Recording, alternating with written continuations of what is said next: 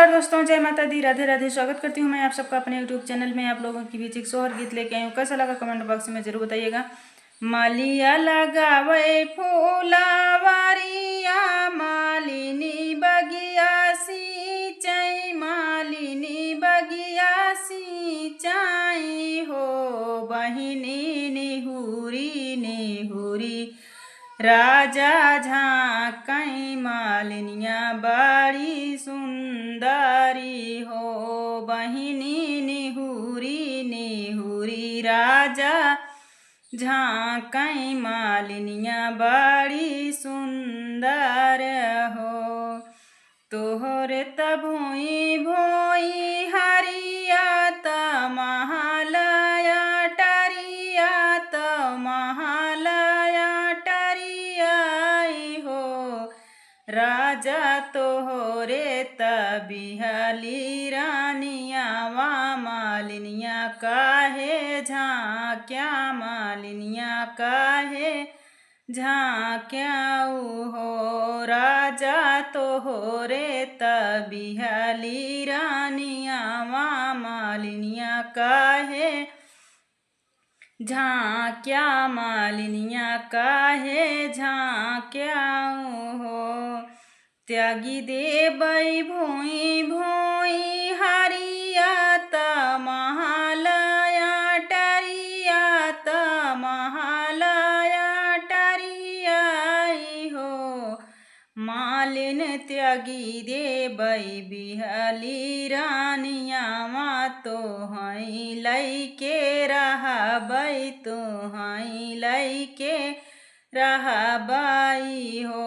मालिन त्यागी देबै बिहली रानिया वा, तोहई लैके रहबै, तोहई लैके रहबाई हो।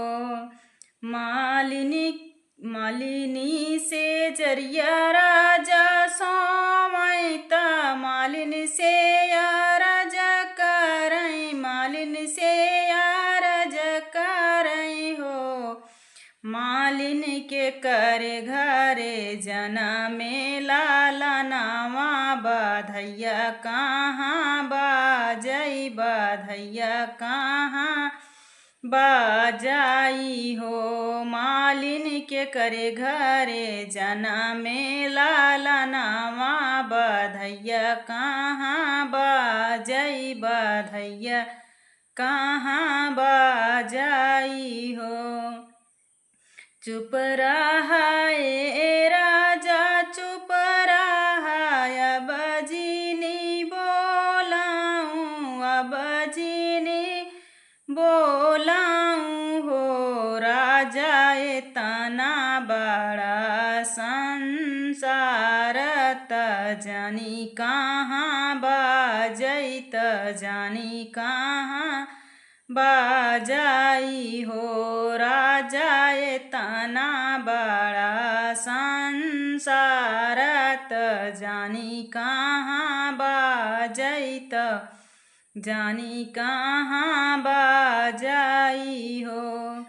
गीतियत गावई मोरी मैया त, रगिया बहिनिया के, रगिया बहिनिया के हो।